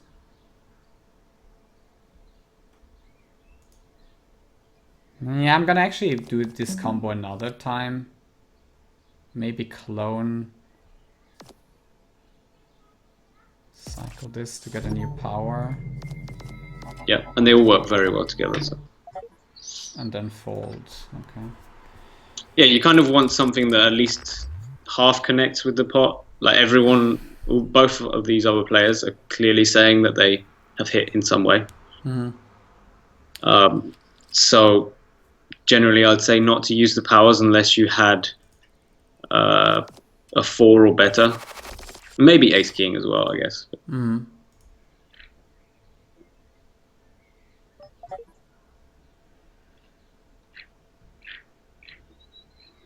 So a hand like this, I'm going to just do whatever you want, but all right. Yeah. So a hand like this, I would use intel because you can cycle it anyway, and then it looks maybe slightly weaker. And then if you see an ace or a king, don't jam. And then if you see anything lower, then you jam. Do you understand why you would not jam if you saw the ace or the king? Yeah, because he can still use his power, and then, and he has two. What did he use? Did he use something? No, right? Yeah, he used engineer to pick from free. Okay.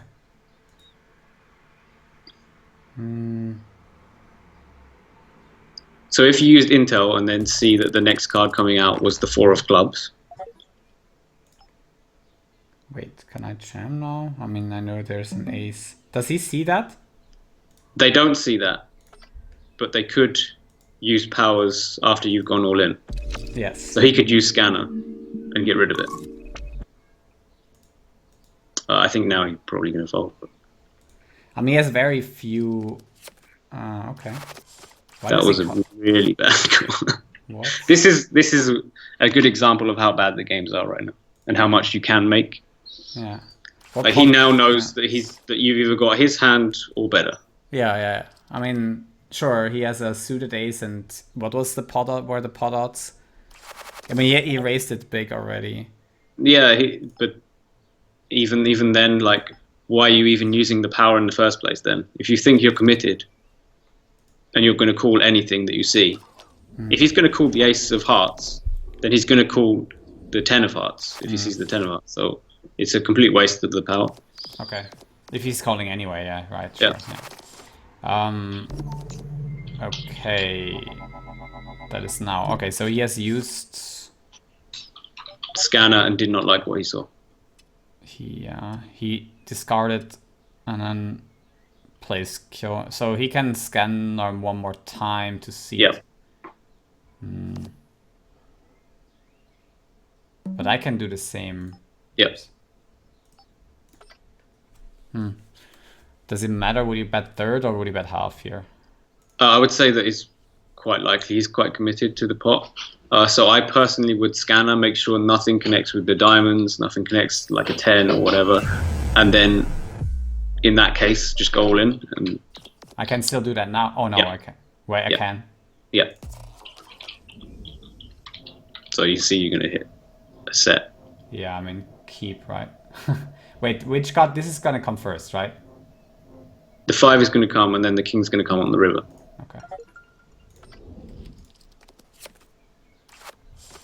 So that's easy game. Easy game.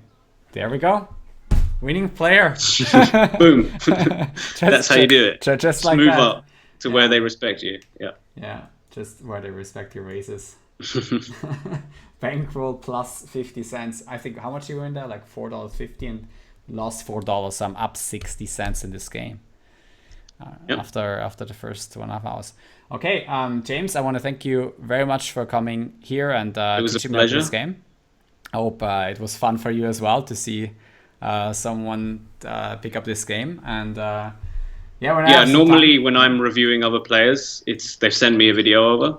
Yeah. So I don't really understand the thought process behind what they're doing, and most of the time I'm like face palming because I have no idea what they're thinking when they're playing. But it's really useful now that I was talking to you live, playing and thinking, because what you were saying made a lot of sense, even if it was total fish play. It made sense coming from the background you're from. So now I can understand a lot better. The amount of information that I already had about the game, and So reload into aces. No. And they're seeing it. It's all good. True. Yeah, that was a nice hand. There was some nice two hands, kings, and I also we picked up really great hands. I think in the last game and in the first 4 games, you almost didn't have like a great pocket pair, and then but also quite some value that we missed. And yeah, I kind of got the main principles are now listed here, but like the main thing is really going for that combo here. I think that is increasing the ROI a lot, as you say. Cycling, I got a little bit more as well. Now cycling like the cheaper stuff, and always making sure that I give myself a chance to draw that third power that connects with, for example, engineer at first. And then also I basically need to just cover all the 9 powers and see, okay, which ones work well together. And it's like the main work you have to do. If you're interested in building some ROI here. So and not wasting the powers and using them generally more towards the showdown. Apart from intel, you generally want to use them closer to the river. Okay, so because they go up in value. Powers towards the river. So as long as you can still put money in the pot, the way I understand it, you can still use powers. Yeah, unless someone uses the power EMP, which denies. Yeah. And the only power that you cannot use anymore is disintegrate, because you cannot just remove a card that street, right? When somebody's all in, you cannot disintegrate anymore. Yeah. So it becomes dead. Okay. Yeah. That's the only power. Right now, I know that they're going to think about putting new powers in, so you never know.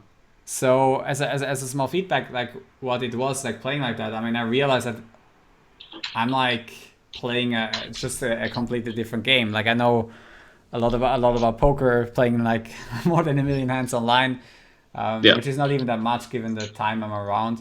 But now, of course, I can like it is clear why this game is so tough for another player who, like, even a spin and go is sort of fast.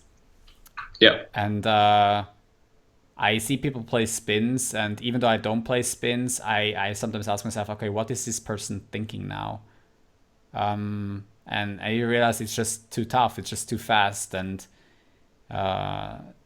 then when you add on all these powers and they have to read through them, they really have to do work before they play. And that's really the difference, I think. Like in Hearthstone, I basically let my girlfriend play Hearthstone. And to her, it's a little bit the same. But at least if I give her a simple deck, she can click the buttons and understand, okay, with a couple of instructions to attack the opponent, and it kind of feels so much more intuitive. Whereas... Well, you get the tutorial, which is like, it takes about at least 15 minutes where you go through each character. This has a very small tutorial. You can check it out, I believe. Or at least it doesn't mind. This is... It specifically has a tutorial where it shows you how to use disintegrate and how to use reload. Okay. I can't see it on your screen though. Detailed guide here. So guys, if you want to check that out, and I mean, it's definitely if you're on a like $200 bankroll, $300 bankroll, and you haven't found success in poker, like now is the time to. This is the game to attack in some other game for sure, because you can see like the mistake of that ace-2 suited guy, that like playing the power, like it's not the call because he had a good pot odds, it's more the playing the power to then still call, even though he saw the best card on my side, right? That was really the stupid thing about it, which I got later on. So here is basically the guide with all the powers so that you can read through them. Here it is in German because I am in Austria at the moment. Sometimes I think you can change it here. So yeah, you can read. Yeah, that is sometimes weird. You know, whenever I read out on English here, which I actually wanted to read the powers in English because I knew I was going to play in English as well. So it's really weird. When I reload in English here on the site, it brings me to the main site again. And then when I click here again, it's going to open the German guide again, which is not so GTO for streaming. But yeah, this is where you find the guide. This is where you find out about this game, Power Up. I'm a little bit surprised that you can't see a tutorial, because when I log in, there's like a tutorial button. So Otherwise, I can just refer to your website. Do you have the tutorial up there, or would you say that if people watch your videos, the 7-minute videos that I've seen on YouTube, let's just head over to your YouTube channel? Yeah, I have a specific playlist on how to just use every power, so you can just sit back and watch and just get a basic idea of how to get max value from each power. This would be a session review. So if you're one of our community members, then it's very, very easy to just send me a video over and I can review how you're playing, and just at the moment I'm doing it for free, so that's pretty good value. Yeah, I mean, for sure. I mean, take advantage of this, guys. I mean, I see so many people, specifically, for example, in a Chain Endless Mastermind, they have like $200 to $500 rolls, and their thoughts are basically in a journey where I'm at the moment helping them out a little bit and trying to tell them, hey, what you're doing right now is good, but try to, use the time that you have each day and use it in the best way. Try to focus. And for example, if you just want to pick up a game, if you just want to improve at poker, you just focus on one game. Don't get distracted by Scoop, for example, playing like too many different formats. Like I can do that because I have so much time. I can play Power Up, PLO, No Limit Hold'em, tournaments and everything because I have a lot of fun doing that, and I don't have to worry about now building my role too much. But if you're at the moment at $500 or something, and that's what you have for poker, pick up something that you can win at. Either play PLO for very low, play Hold'em very low. Try to get to become a winner in one game. And now stick to something. Yeah, definitely. When I first started playing poker, I was playing damn near everything, and my bankroll just wasn't going up. And then someone offered to teach me heads up cash, and that's just how I personally grew my bankroll. And I just stuck to that for quite a few years, actually. So yeah, I would completely recommend that. It's just nearly everyone who's a professional player, if they're focusing on one thing, that's how they did it. You have like one of your specialties, and that can also be later on live poker, which can be your bread and butter game. I mean, for me, it was at the beginning tournament poker. I focused on split pot, no limit homa, high low, and then later on, like a lot of mixed games basically. And I found that everyone was playing them really weirdly, like some years ago, but they still make a bunch of mistakes. But I play for very low stakes and try to game select really well, and just try to build all my skills within poker, game selection, bankroll management. I've made all the mistakes that you can make, right? I had bankroll management shit going on. Like I played a $500 event with like a 2K bankroll or something just because I thought it was soft back then, and I was probably a winner in it, but it was just stupid with the bankroll. Game selection for sure could have had higher hourlies as well, and so you just have to.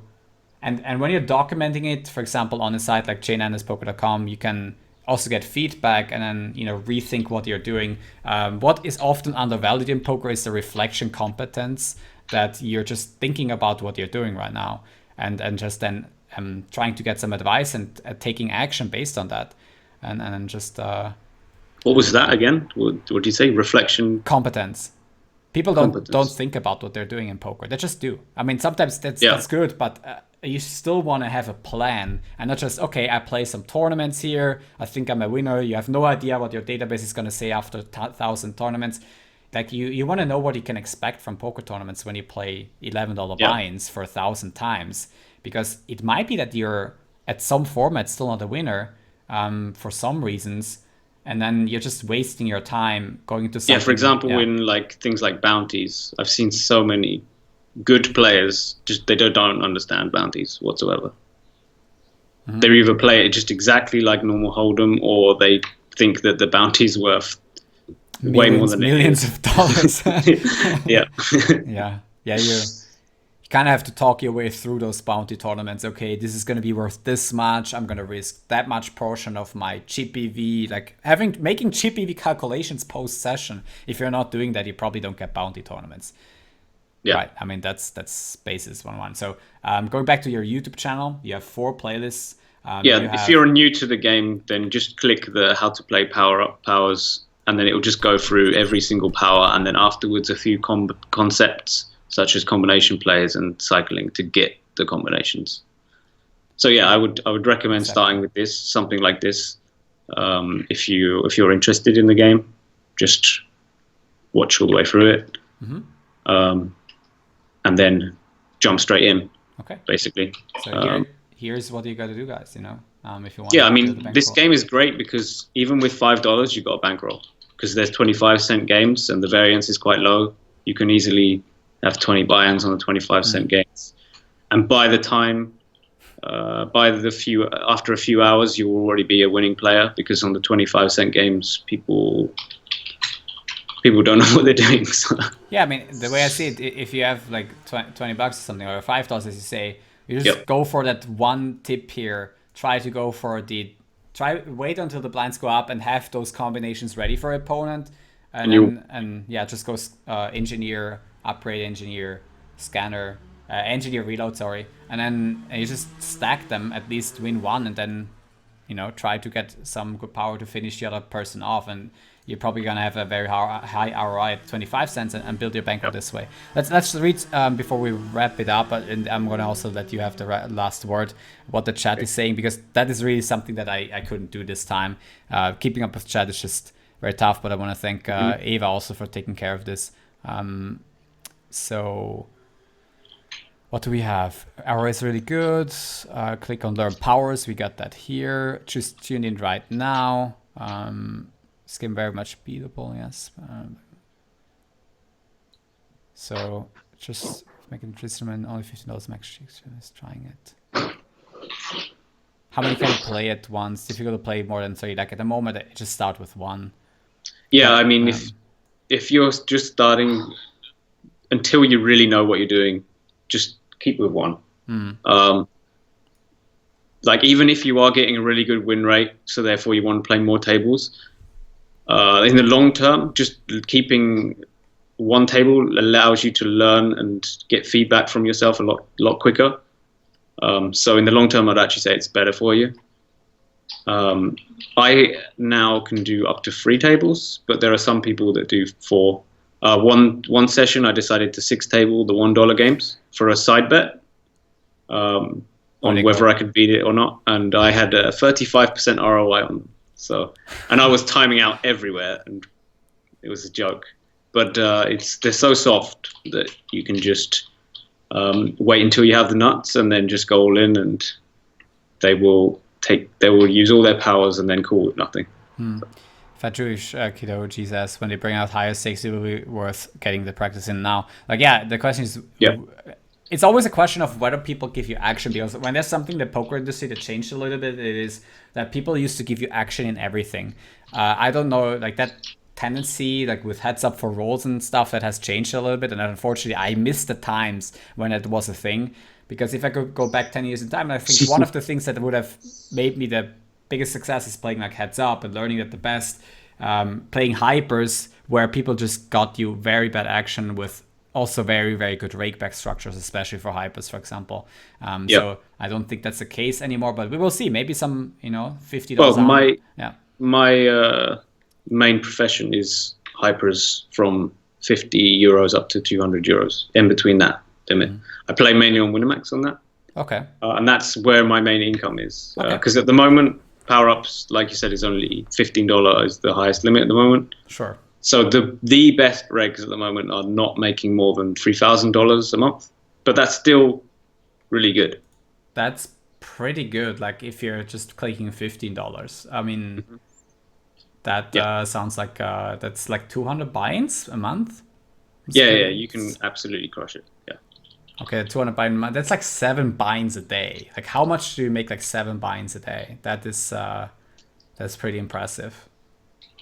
7 buy-ins. Yeah, it's a really low variance game in compared to nearly anything at the moment.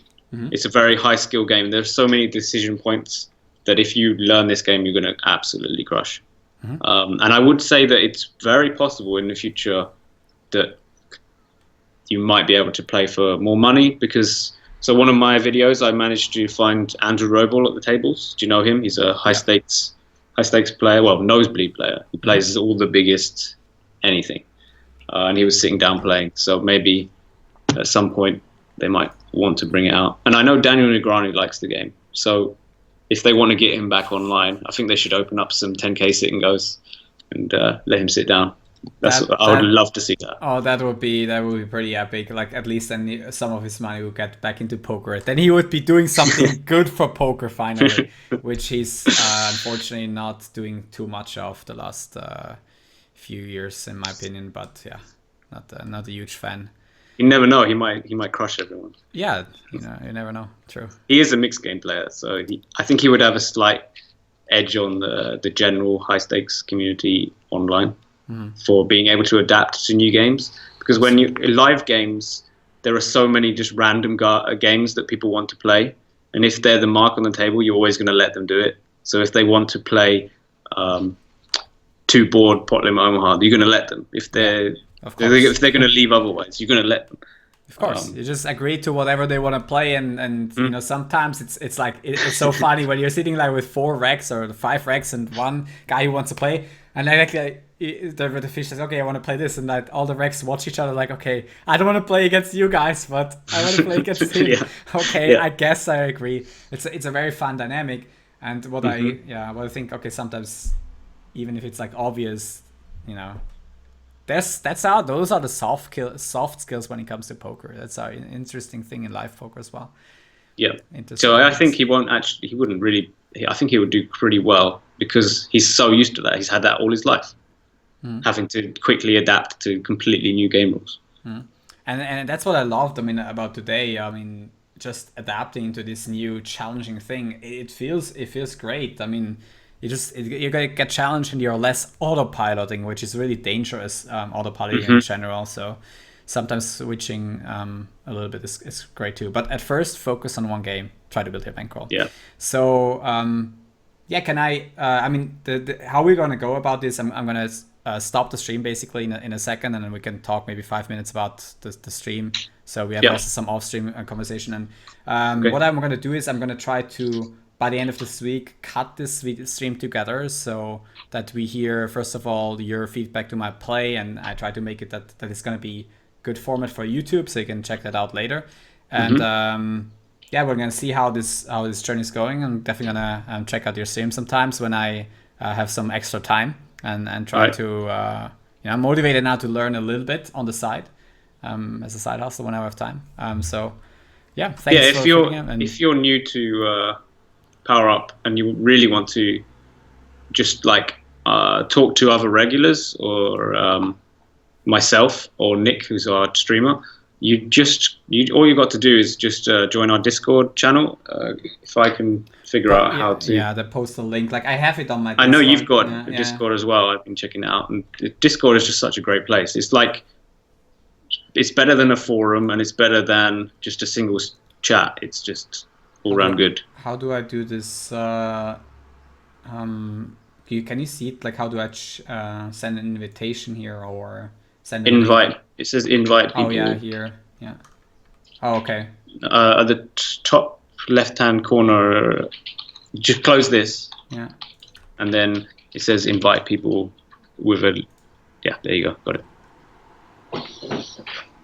Where's the link? I have no idea. Okay, but because I wanted to basically just send people a link. Okay, one of the mods, I'm sure, will put it out. But you should just both mine and Andreas is going to be a great place to find other people. Let's say you're playing the $1 and you want to connect with other regulars and to understand what they're doing and their thought processes. You'll find that on our site, and I'm sure you'll find pot limit Omaha grinders on your Discord as well. So you can ask them questions and just get more involved. Exactly. I mean, that's how you get good. Exactly. You want to interact with other people as well when they're playing. And yeah, that's one way. My Discord, I have the link for it. So it's in the chat. You can join my Discord over here. There's some updates on all my content, basically. Also, I have, whenever I'm going live, it's also in here. And you can basically connect with the community. I also want to give a shout out to Chainanda's Poker, which is where I learn PLO and also interact with people about the great game. And you can join his Discord as well. You basically find it when you go to chainandaspoker.com, and you can find his mastermind here. It's now for $99 a month. You can join the program. It has a lot of videos about pot limit Oma. You get 1 per day, and you can try to improve your game. So I want to give you the last word. How do we want to wrap it up? We want to have you something that you haven't mentioned yet, or so. I'll just reiterate that going on Discord and being around a community of players and learning between each other is peer-to-peer learning is just generally how to get good at poker, no matter what you're doing, even if it's not Power Up. How I got good at Hold'em Heads Up was being in a Skype group with other people and constantly posting random crap that occasionally had some strategy advice into it. Not only do you gain like strategy content from other people and thought processes, you also gain like that extra motivation because you're around friends and you want to show your friends how you're doing. You want to help them, you want to learn, you want to play lots, you want to show off the big graphs and whatnot. That's one thing that I think a lot of people in the online are missing out on, just connecting a bit more. So yeah. Okay, there you got it, guys. And I want to thank you very much for joining the stream today. Gotta wrap it up. It was good. I will see you guys from this stream tomorrow with some more PLO. Tomorrow is, what is it, Thursday? Yeah, I guess we're going to be back. At the moment I'm having a challenge, 10 a.m. or sooner. I have to get up, cold shower, 1 hour of reading, and then at least some gym or some walk outside, so I have some balance in my life because it was a little bit horrible. But thanks for being here, and I'm going to just wrap up the stream here. Thanks for tuning in, guys, and see you guys tomorrow. All right. Bye.